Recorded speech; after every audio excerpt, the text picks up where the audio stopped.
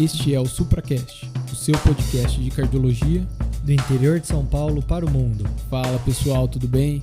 Aqui quem fala é Rafael Rocha, estou aqui mais uma vez com o meu grande amigo Murilo Romano. Fala Murilo, tudo bem? E aí Rafa, e aí pessoal, estamos juntos aqui novamente, hein Rafa? Opa, e dessa vez para falar de um assunto diferente, hein Murilão? Então, a gente vai falar hoje de febre reumática. A gente vai falar um pouquinho da história clínica, da fisiopatologia, focar bem no diagnóstico, né, os critérios diagnósticos, o tratamento e a profilaxia, Rafa. Muito importante, né, as valvopatias que são decorrentes dessa doença, né, que ocorre principalmente na infância, e a gente vai tentar fazer uma abordagem completa dessa doença aí. Exatamente. E tem desafio para hoje, Rafa? Opa, tem mais um desafio, hein? Da última semana já foi meio complicado, né, Murilo? Foi, tá pegando pesado. Então vamos lá. O desafio dessa semana é: qual o achado patológico clássico da febre reumática? Ixi. Tem um nome aí diferente, Murilão. Vamos ver se o pessoal conhece.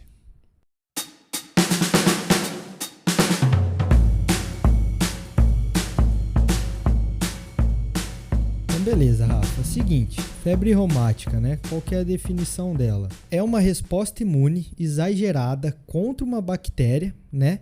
Que por mimetismo molecular, a resposta imune vai acabar atacando as moléculas do próprio organismo e gerando todas as manifestações clínicas que a gente vai falar aí posteriormente, né? Beleza, Murilo. E essa doença, né, é uma doença que acomete principalmente, né, o surto, a fase aguda dela, principalmente em indivíduos da faixa etária pediátrica, principalmente de 5 a 14 anos, e acomete principalmente populações de países subdesenvolvidos. Com o advento da penicilina, associado ao que você falou, né, que serve para a gente tratar essa bactéria, né, os Streptococcus beta-hemolíticos do grupo A, reduziu muito a incidência de febre reumática nos países desenvolvidos. Na Europa, nos Estados Unidos, no século passado, isso caiu bastante. Entretanto, nos países subdesenvolvidos, com dificuldade de saneamento básico, com dificuldade de higiene, ainda é uma patologia muito frequente e que causa sequelas cardíacas muito importantes, né? A gente conhece muito bem ali pacientes que sofrem com estenose mitral, até com fenômenos tromboembólicos secundários a essas sequelas, né, Murilo? Exatamente. E você praticamente descreveu o nosso cotidiano, né? Então, assim, acaba sendo muito comum aqui no Brasil, na Austrália, inclusive tem uma diretriz de lá, né? Então, a gente não tem como não falar dessa patologia aqui, né? Pois é, Murilo. E falando do quadro da Austrália, né? Não só da Austrália, mas também da Nova Zelândia, tem uma diferença dentro da própria população do país. Na Austrália, é muito comum nos nativos, né? Nos aborígenes, que tem bastante uma incidência alta dessa doença. Entretanto, nos pacientes, nos indivíduos que moram nas cidades bem desenvolvidas da Austrália, que têm um padrão de vida diferente, normalmente essa incidência é comum àquela encontrada na Europa, nos Estados Unidos. Então a gente vê bastante essa relação ali com a situação socioeconômica ali dos pacientes. Beleza, Rafa. E como é que funciona a fisiopatologia da doença? Então, a gente vai ter um contato com uma bactéria, especificamente Streptococcus beta-hemolíticos do grupo A, através de uma faringoamidalite. E o normal é o sistema imune identificar essa bactéria e tentar eliminar, beleza. Só que em alguns casos, né, por predisposição genética, em torno de 3 a 4% da população, o sistema imune dessa pessoa vai identificar essa bactéria, porém, por mimetismo molecular, ele vai identificar células sadias do nosso organismo e vai tentar eliminar também. Então, ele vai tentar eliminar tanto a bactéria quanto causar reação inflamatória nas células do organismo, e isso vai gerar toda a manifestação clínica. Então, após esse período de faringoamidalite, a gente entra num período de latência, durante algumas semanas, não vai ter sintomas, e depois a gente entra na fase aguda, que é a fase propriamente dita da febre reumática. É um período onde ele pode ser caracterizado por um episódio único com bastante sintomas, que a gente vai especificar, ou pode ser por períodos de remissão e surtos. Na maioria das vezes, esses episódios eles podem ser autolimitados, não gerar nenhuma repercussão, porém, eles podem levar, inclusive, a óbito na fase aguda ou evoluir com complicações crônicas, que é onde a gente vai ver as cardiopatias, as valvopatias. que muitas vezes é quando nós como cardiologistas acabam identificando os pacientes, né? Beleza, Murilo. Então, a gente falou um pouquinho sobre a história clínica, né, dessa doença. E como você bem disse, tudo começa com uma infecção ali dos Streptococcus beta-hemolíticos do grupo A. Para a gente fazer o diagnóstico, a gente utiliza uma ferramenta que são os critérios de Jones, que já foram modificados várias vezes, são os critérios clássicos, né? E eles partem justamente disso, de uma evidência, né, de uma infecção prévia pelo Streptococcus. Essa evidência pode ser sorológica, né, principalmente pela dosagem do ácido, né, ou até de cultura, se a gente conseguir lançar mão disso. Nossa prática clínica é difícil, né? Muitas vezes isso não é tão simples, né? E vale a pena lembrar que isso é uma evidência de uma infecção prévia, né? Não adianta fazer no momento da faringoamidalite. É bem o que você falou, Murilo, porque normalmente a gente tem esse período de latência, como você bem disse. O paciente vai ter infecção, passar 2 a 3 semanas sem ter nenhum sinal, sintoma de febre reumática, né? Mas aí o paciente, então, passa essas 2 a 3 semanas da infecção e começa a ter evidências clínicas, né, da febre reumática, por assim dizer. E a gente entra nos principais critérios maiores ali da febre reumática. Mais chamativo é a cardite, né? A cardite é a manifestação mais grave, né, que pode deixar sequela. Na verdade, é a única que pode deixar sequela e pode até levar ao óbito, que você falou no começo do episódio.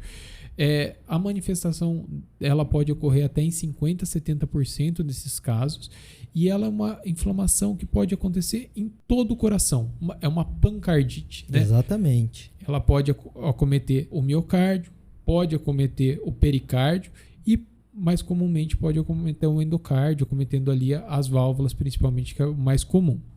O acometimento pericárdico não é tão comum, ele não ocorre sozinho, e normalmente ele é um achado do eco, né? Não tem muita repercussão ali, né? Perfeito. Difícil ter um tamponamento cardíaco por conta de uma pericardite da febre reumática. Exatamente. Né? A miocardite, a disfunção ventricular, ela pode acontecer.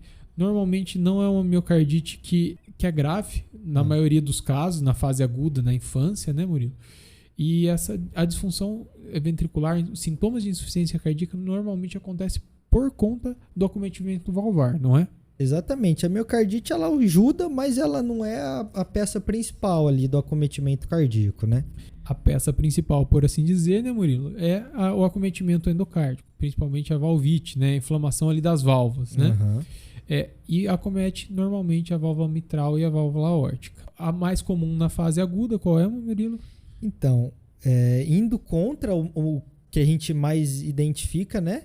É a regurgitação mitral ou aórtica, né? Você diz indo contra porque na fase crônica o mais comum que a gente encontra no nosso consultório é justamente a estenose mitral. Exatamente. Né? Então a principal alteração valvar na fase crônica são as estenoses, né? Principalmente estenose mitral, e na fase aguda a gente tem normalmente a regurgitação. Tanto mitral quanto aórtica. Né? E é legal que aqui a regurgitação ela pode acontecer vai ter inflamação ali do miocárdio, do endocárdio, vai ter uma dilatação ventricular, uma dilatação do anel mitral ou aórtico, até pode ter um prolapso dos folhetos, e tudo isso justifica a regurgitação que acontece nessa fase aguda, né? É legal porque a regurgitação mitral ela tem maior tendência para voltar a se resolver na fase aguda, quando ela acontece, do que a regurgitação aórtica, né? Que normalmente costuma deixar algumas sequelas. Quando a gente fala em cardite, a gente tem 3 sopros que são característicos, né? Seguindo a lógica do que a gente acabou de falar, na fase aguda a gente pensa no sopro de regurgitação mitral, no sopro de regurgitação aórtica, diastólico. E a clinicagem agora? Aí a gente tem um sopro especial, né? Que é o sopro diastólico de Karen-Cummins, que ele é um sopro pelo hiperfluxo, justamente dessa regurgitação mitral normalmente acentuada, né? Causando ali um sopro mesodiastólico. Ele é diferente do sopro da estenose mitral, né, que a gente vê na valvopatia crônica, porque ele normalmente não tem aquele reforço pré-sistólico, né? Ele não é um sopro telediastólico, né? Ele é um sopro mesodiastólico e sem o estádio de abertura também. Né? Exatamente. E a classificação dessa cardite pode ter alguns graus ali, né, Murilo? Então, ela pode ser subclínica, né? Onde o paciente ele é assintomático, só que se você detecta no eco algumas alterações, né? Isso é até legal, Murilo, que com o passar do tempo a gente vê o desenvolvimento do eco, até a possibilidade de a gente fazer mais esse exame na nossa prática clínica, e uma revisão até recente ali da ARRA vem destacando o papel do eco no rastreio, na investigação de pacientes que têm suspeita de febre reumática, ainda sem evidências de cardite, ainda sem pacientes que não têm sinais de insuficiência cardíaca, ainda pacientes que não têm sopro na ausculta. A gente fazer o rastreio está indicado até pela ARRA, eles recomendam a gente fazer o rastreio nesses pacientes para a gente evitar realmente essas sequelas valvares mais graves, né? Porque muitos pacientes eles vão ser oligossintomáticos e a única manifestação, o único achado que você vai ter é esse. E você tentando evitar a progressão disso, você acaba melhorando muito o prognóstico desse paciente, né? Justamente com as profilaxias que a gente vai falar mais pro final do episódio, né? Além disso, a gente tem a cardite indolente, né? Que é aquela que as manifestações são discretas, mas o quadro clínico é mais arrastado, mais prolongado, né, Murilo? Uhum. Mas na cardite aguda, a gente tem alguns graus ali também pra gente falar, né? Aí depois viria a leve, né? Onde você vai ter uma regurgitação ali de leve a moderada. Você começa a ter uma taquicardia desproporcional à febre. Você pode ter já um sopro na ausculta. Sempre quando a gente fala de cardite clínica, a gente tem um sopro, né? Quando a gente pensa em uma cardite subclínica, a gente não vai identificar esse sopro, a gente não vai ter essa alteração, né? Na cardite moderada, aí a regurgitação já é moderada também. Tem o sopro de Kerri-Coombs, que você citou aí, Rafa. E tem já sinais incipientes de C. Então você começa a ter no eco um aumento de câmaras cardíacas esquerdas, de leve a moderada, uma congestão pulmonar discreta, algumas alterações no eletro, extracístoles, alteração do segmento ST. E a grave, que vai ser uma regurgitação mitral ou aórtica moderada, acentuada. E nesse caso o paciente vai ter sinais de C evidente, pode ter algumas arritmias complexas, né? Aí é aquele paciente que provavelmente vão atrás do cardiologista, né? É isso aí. Então, lembrando que tudo isso acontece principalmente em crianças, né? Quando a gente está falando do quadro agudo, a gente está falando de uma cardite, uma inflamação ali no coração de criança. Subclínica, não tem alteração na ausculta, né? A gente acha pelo eco, enfim, fazendo rastreio por outros sintomas. A leve, a gente tem um soprinho, mas não tem outros achados, é um sopro leve. Na moderada e na grave, a gente já tem esse sopro de Kerri-Coombs, que, como eu falei, é do hiperfluxo, então precisa ter pelo menos uma insuficiência mitral moderada, acentuada, que a gente vê na grave. E na cardite grave, a gente vê os sinais e sintomas clássicos de ser ali mais bem evidentes, né, Murilo? Que inclusive pode levar a óbito, pode precisar de cirurgia de urgência. Beleza, e depois vem a artrite, né, Rafa? A artrite, classicamente, nos critérios de Jones, ela é uma poliartrite migratória, comete principalmente grandes articulações dos membros inferiores, né? Ela é migratória porque ela comete uma articulação, depois ela melhora ali, modifica para outra articulação. Ela normalmente não causa deformidade articular a longo prazo e ela costuma responder muito bem ao uso de AS, né? Então, o paciente que se automedica com AS, ele pode melhorar bastante desses sinais flogísticos ali da artrite e muitas vezes quando ele não tem diagnóstico, a gente perde uma ferramenta, né, Murilo, de fazer o diagnóstico. Porque muitas vezes esse vai ser o motivo que o paciente vai procurar o pronto atendimento, algum médico, vai acabar sendo a artrite, né? A artralgia. Então, às vezes, como ele responde tão bem ao anti-inflamatório, o paciente já no começo já usa e aí já acaba com todo o quadro clínico, né? Pois é, e a gente perde a oportunidade de fazer o rastreio de uma cardite que possa estar se estabelecendo ali e a gente evitar essa deformidade valvar, enfim, a longo prazo, né? Vale muito a pena a gente citar aqui, nos critérios clássicos de Jones, a poliartrite migratória é um critério maior. E a artralgia, que a gente pode citar aqui também, ela é um critério menor. Entretanto, em 2015, a gente teve uma atualização desses critérios que tentou sensibilizar em pacientes que têm áreas com incidência mais alta, que tem uma maior probabilidade de ter febre reumática. Se o paciente tem uma monoartrite isolada ou tem uma poliartralgia migratória, mesmo sem edema, sem outros sinais flogísticos, a gente já considera, já valoriza quando a gente está pensando como um critério maior. Então, nessas populações de alto risco, a gente tem que pensar nessas alterações ali também como sinais de febre reumática. Quanto maior o risco do paciente, menos típico tem que ser a artrite, né? Basicamente isso. Exatamente. E justamente porque o paciente mora em uma área de alto risco, vai lá, toma OAS, melhora do sinal flogístico, a gente continua só com uma dor ali, a gente perde a oportunidade de fazer o diagnóstico do paciente, né? Exatamente. E o terceiro critério maior que a gente vai citar aqui é a coreia de Sydenham, né, Rafa? Isso aí. Ela normalmente acontece mais tardia, né? Ela pode acontecer já no início do surto, mas normalmente ela acontece até 7 meses depois dessa infecção estreptocócica, né? Ela é uma caracterizada por movimentos involuntários, rápidos, totalmente descoordenados, que tem a característica curiosa, né, de desaparecer durante o sono, né? E quando o paciente fica estressado, faz algum tipo de esforço, esses movimentos aumentam, né? Normalmente acometem os músculos da face, na língua, as pálpebras, e normalmente são generalizados, né? E o quarto critério maior é o eritema marginatum, né? É um critério raro, assim, encontrado na minoria dos casos. Pode estar associado ao acometimento da cardite também, né? E é um eritema de bordas nítidas, né? O centro mais claro, contornos arredondados. Podem ser múltiplos, são indolores, não pruriginosos, mais comum no tronco, na face interna de membros, né? Polpa face, e eles são fugazes. Então, é um eritema que ele pode durar ali minutos, horas, ele muda de lugar, justamente descrito desse jeito. E o quinto seria os nódulos subcutâneos, né, Rafa? Isso aí, eles são raros, né? Normalmente eles aparecem em torno de 2% dos pacientes e normalmente eles estão muito associados à cardite grave, né? Eles têm tamanhos variados, normalmente eles acometem a região de cotovelo, de punho, de tornozelo.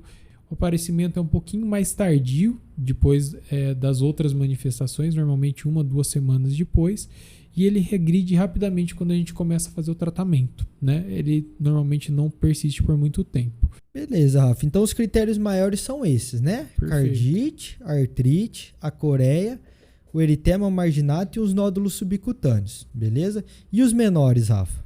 Os menores a gente começa pela artralgia, que a gente já falou anteriormente, quando ele não fecha esse padrão, né, em pacientes de baixo risco, só artralgia sem sinal flogístico, não fecha critério maior. Sem limitação funcional. Sem limitação funcional, sem edema, né?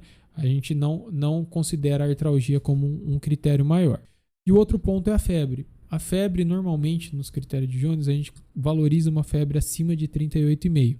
Lá na Austrália, que a gente falou no começo do episódio, o pessoal fez alguns estudos abaixando esse ponto de corte para 37,5 e viu que aumentou bastante a capacidade de fazer o diagnóstico. Então é até sugerido nessas atualizações mais recentes, em situações de alto risco, a gente valorizar febre acima de 38. Muda um pouquinho só essa questão realmente da população que a gente está falando de diagnóstico. E o terceiro seria o aumento do intervalo PR, né, que não precisa necessariamente estar associado à cardite.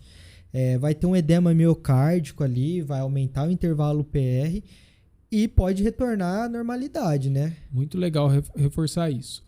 Essa alteração eletrocardiográfica não está associada com a cardite por si só, né? Exatamente. E por último, o quarto critério menor, que seria as provas inflamatórias de fase aguda, né? O aumento do PCR, VHS, que eles ajudam, né? Muito mais na monitorização do tratamento quanto pelo diagnóstico, mas eles costumam estar alterados também.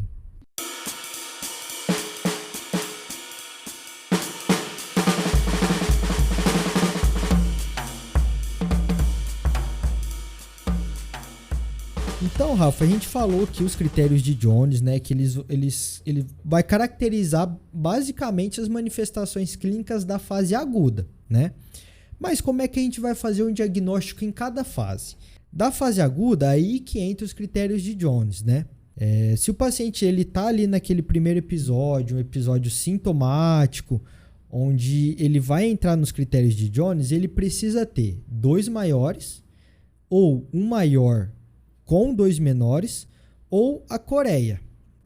Como o Rafa falou, Se o paciente ele for de alto risco, ele pode ter 3 critérios menores e assim aumentar a sensibilidade para a febre reumática. Se o paciente ele não se apresentar com muitos sintomas, ele fizer um ecocardiograma, tiver ali sinais de cardite indolente, ele já entra no diagnóstico de febre reumática. Ele não precisa ter aquele quadro mais florido de artrite, de febre e tudo mais.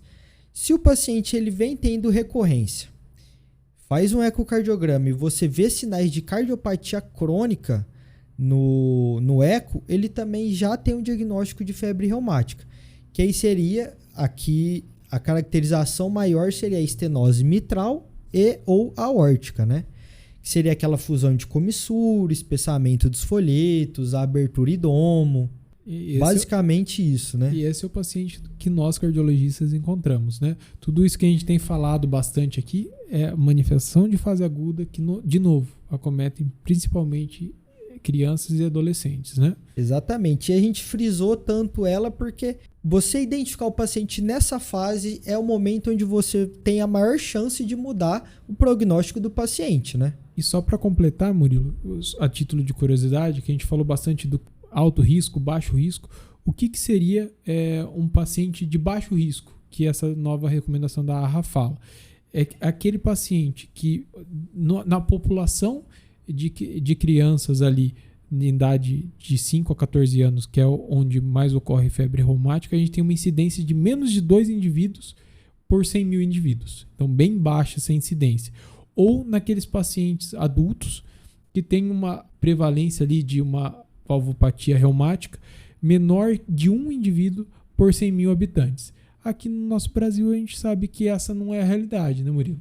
Exatamente. Por isso que a gente reforça que esses novos critérios atualizados ali, aumentando a sensibilidade, a gente sugere que a gente deve levar aqui para a nossa prática clínica, como é dito, né? Então, só para resumir o diagnóstico aqui, Rafa, vê se é isso aqui mesmo. Faringoamidalite é um quadro bacteriano, ali mais comum na infância, né? A fase aguda seria os critérios de Jones. O paciente ele está ali no primeiro episódio, sintomático, ele tem que ter 2 maiores, ou um maior e 2 menores, ou a coreia por si só já faz o diagnóstico, ou nessa população de alto risco, como você citou, basta ter 3 menores, certo? Porém, se o paciente ele não se apresenta com muitos sintomas, apresenta alguns episódios de recorrência, e no ecocardiograma você detectou uma cardite indolente, ele já está no diagnóstico da fase aguda. Porém, também num rastreio ou naquele ecocardiograma que você detectou uma cardiopatia reumática crônica, ele tem já o diagnóstico da fase crônica, certo? Isso aí, Murilão. Beleza, então uma vez feito o diagnóstico, o que a gente tem que fazer? Bora para tratar o paciente, né? Exatamente. Então, o objetivo do tratamento, né, da fase aguda é a gente diminuir esse processo inflamatório, né? Tentar evitar ali de ter repercussão, sequelas no coração. Além disso, a gente tem que erradicar a bactéria, né, o estreptococo, e também promover o alívio ali dos sintomas do paciente. Exatamente, Rafa. E pensando nisso, em alguns casos a gente acaba internando, né? Pois é, essa decisão de hospitalizar o nosso paciente, ele varia muito da gravidade que a apresentação que o paciente está tendo ali para a gente, né? Então, a criança tem uma cardite moderada ou grave, ou tem uma artrite que está muito importante, está com um sintoma muito importante, ou está tendo uma coreia grave, vale a pena a gente tentar internar o paciente. Mas essa decisão de hospitalizar ou não varia muito ali da apresentação e da nossa decisão clínica no momento. Exatamente. Algumas medidas gerais que a gente pode fazer também é o repouso relativo, né? Principalmente no paciente que tem a coreia, justamente pelo fato do o estresse, o esforço piorar as manifestações, né? E o controle da temperatura. Então, evitar que o paciente tenha febre alta, principalmente com dipirona e paracetamol. Tentar evitar os anti-inflamatórios até fechar o diagnóstico de fato, né? Falando a respeito dessa questão do repouso, né? Por muito tempo, o repouso era uma recomendação absoluta, né, Murilo? O paciente não podia sair do leito, né? Hoje em dia isso já mudou um pouquinho, o repouso é relativo, né? Uhum. E deve ser mais prolongado ali por até 4 semanas nos casos mais graves, né, Murilo? Exatamente. E aí vem o tratamento da artrite, né?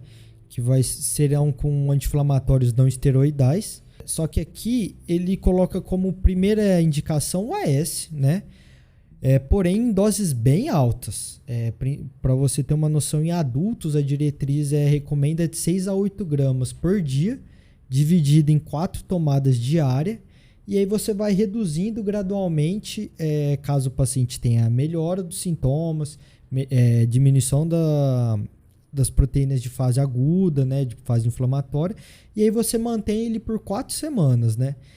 E o interessante é que quando você começa o anti-inflamatório, nas primeiras 24, 48 horas o paciente ele já tem uma melhora importante dos sintomas. Principalmente se for o AS, né? Exatamente. A resposta da artrite da febre reumática ao AS é muito importante, muito dramática, né? Uma alternativa que a diretriz cita é o naproxeno, né? Mas ele deixa bem claro que sempre que possível tentar o AS. Aí falando então de tratamento, a gente lembra da cardite, né, Murilo?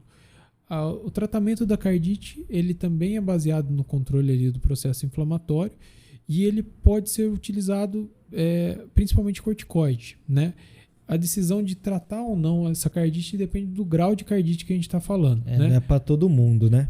Aquelas cardites leves, né? Até a diretriz traz aqui para a gente que é uma decisão ainda em aberto, né? A gente pode manter só um segmento, não começar nenhum remédio, a gente pode tentar entrar com um anti-inflamatório não esteroidal, como por exemplo o AS, ou a gente pode usar uma dose baixa de corticoide oral. Nos casos de cardite moderada a acentuada, a gente tem que começar um corticoide. A gente normalmente utiliza a prednisona, 1 a 2 mg por quilo, e a gente faz o tratamento ali por um período de 2 a 3 semanas.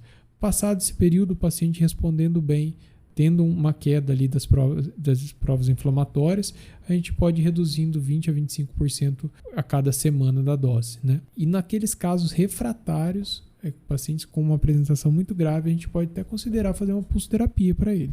Exatamente, a pulsoterapia ela pode entrar já de cara naquele paciente que ele evolui com uma IC de difícil controle ou que precisa de uma cirurgia cardíaca de urgência, ou naquele caso como uma segunda terapia quando ele não responde ao corticoide oral, né? A prednisona, como você falou aí. Além do corticoide, a gente tem um controle da IC mesmo, que seria basicamente com diuréticos, vasodilatadores.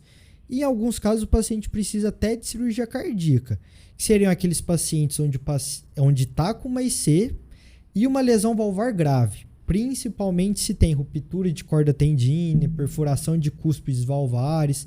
Aí o paciente às vezes ele acaba indo para cirurgia, né? Aí nesses casos é uma situação dramática. A medida que a gente tem para a gente tentar salvar o paciente, né? Exatamente. Falando da outra manifestação comum da febre reumática, a coreia, né? Foge bastante da nossa área, mas normalmente, além do repouso relativo que você falou, o controle de sintomas importantes é feito justamente com o Aldol, né? E uma vez feito o tratamento, você tem que monitorar, né? E aí seria o desaparecimento dos sintomas, das manifestações clínicas, né? A queda das provas inflamatórias e acompanhar aí com raio-x, um eco, um eletro, pelo menos após 4 semanas do tratamento, para você ver se teve evolução, se teve remissão, para que lado que foi, principalmente se o paciente teve a cardite, né? Isso aí.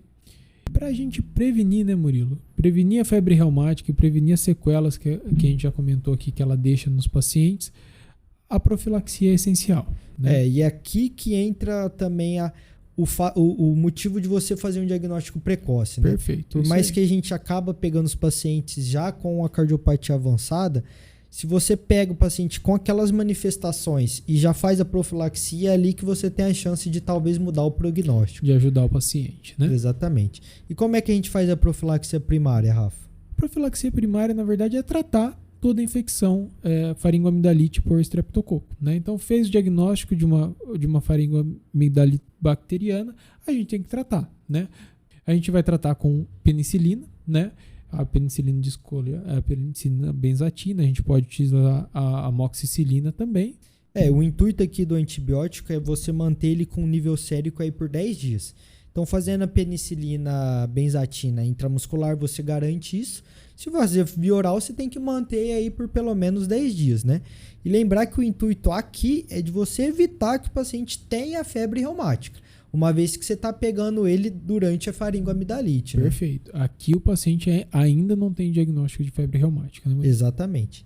Já na profilaxia secundária é diferente. Aqui o paciente está com a febre reumática, você quer fazer a profilaxia para evitar que ele tenha recorrência dos episódios na fase aguda e que ele tenha progressão para a fase crônica da cardiopatia, as valvopatias reumáticas, né? Então aqui o início da profilaxia secundária é no momento do diagnóstico da febre reumática.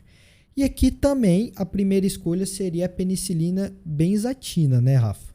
Isso aí, a gente vai fazer naqueles pacientes com mais de 20 quilos, né? Pensando a gente na faixa etária ali adulta, né? Sempre a dose de 1.200.000 por via intramuscular. Apesar de ser via intramuscular, pacientes que fazem uso de Marevan não é uma contraindicação, né, Murilo? Fazer o uso da benzetacil. Não, como a gente tem que tomar aí a cada 21 dias, né, para profilaxia secundária, eu não sei se você já levou essa injeção, mas é uma injeção que dói, viu? Rapaz. Então a gente pode fazer algumas medidas para aliviar essa dor. A gente pode aplicar gelo local, pode aplicar lidocaína, né?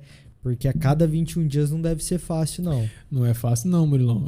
A gente lembra desde a infância, né? Exatamente. A gente toma com 5 anos de idade e não esquece até hoje, né? Não. E até quando que a gente mantém essa profilaxia secundária, Rafa? Isso vai depender da manifestação que o paciente teve da febre reumática, né? O paciente que teve febre reumática e não teve cardite, né? A gente pode manter até os 21 anos ou até 5 anos após o último surto. Então, o paciente teve o último surto com 18, a gente estende até 23 anos, né? Essas duas medidas aí é o que cobrir mais tempo, né, Murilo? Exatamente. Se o paciente teve cardite prévia, mas ficou com uma insuficiência mitral leve, residual, ou não teve nada de lesão residual valvar, a gente mantém até 25 anos ou até 10 anos após o último surto, né? Do mesmo modo, o paciente teve com 18 anos, então a gente mantém até os 28 anos pelo menos, né?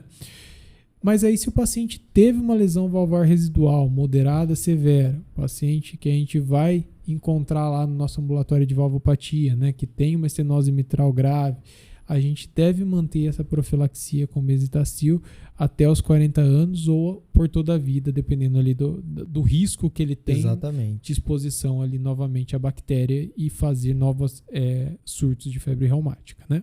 Depois da cirurgia valvar, o ideal seria manter por toda a vida, né, Murilo?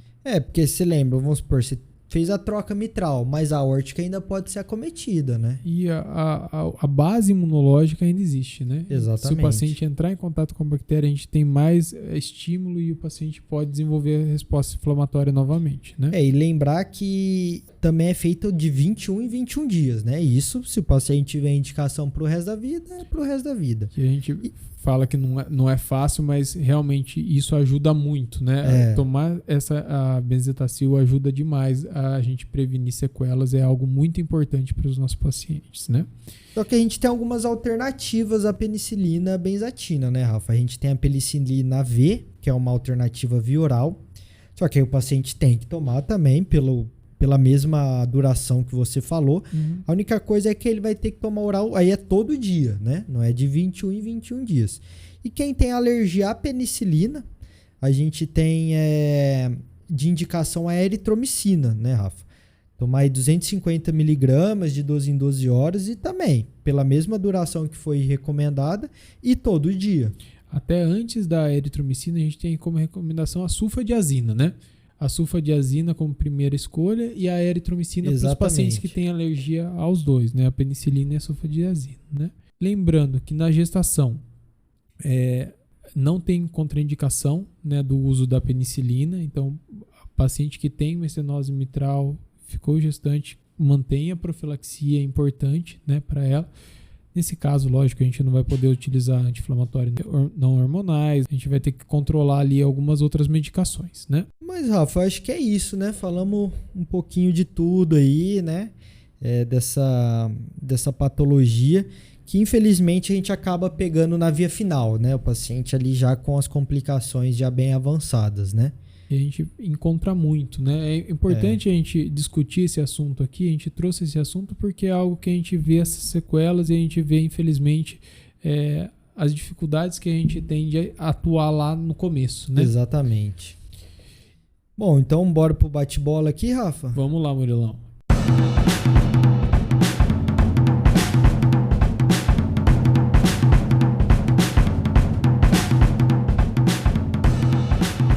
Murilão, o que é a febre reumática?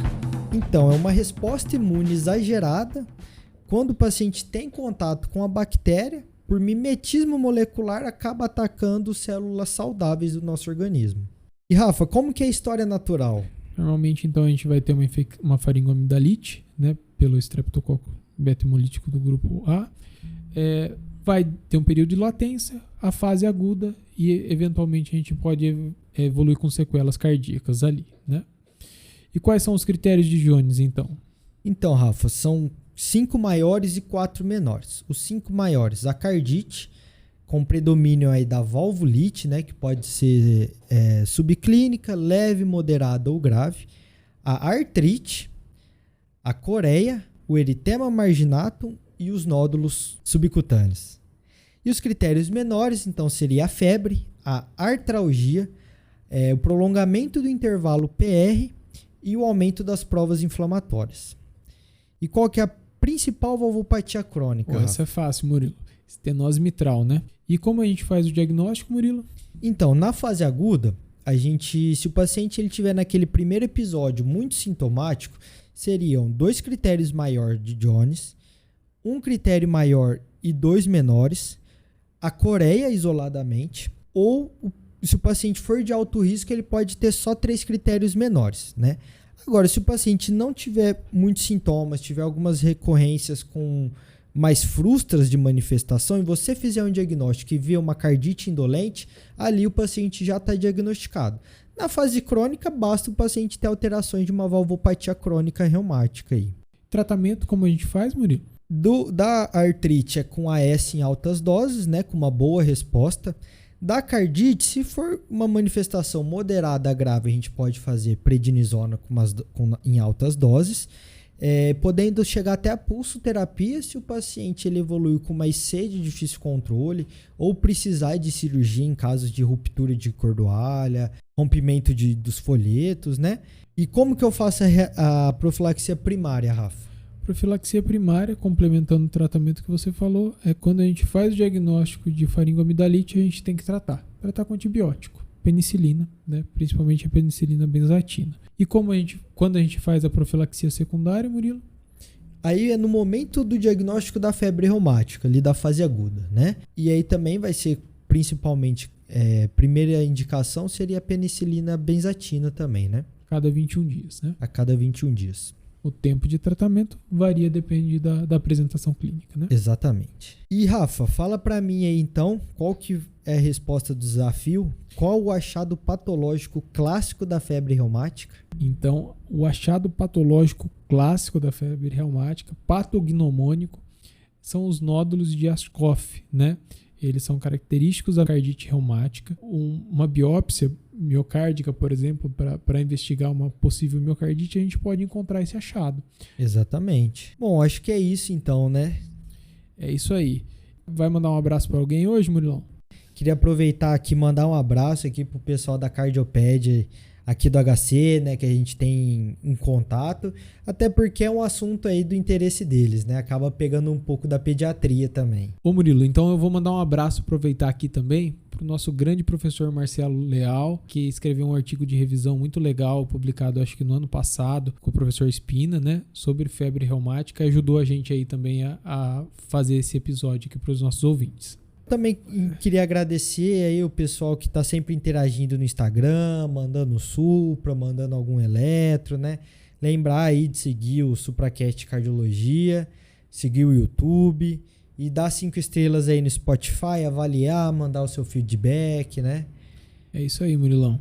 Eu acho que deu pra gente conversar bastante hoje sobre febre reumática, abordar os pontos dessa doença desafiadora, né? E eu acho que ficou legal aí o episódio. Beleza, Rafa, até a próxima então. Até a próxima, vamos lá. Tchau, tchau.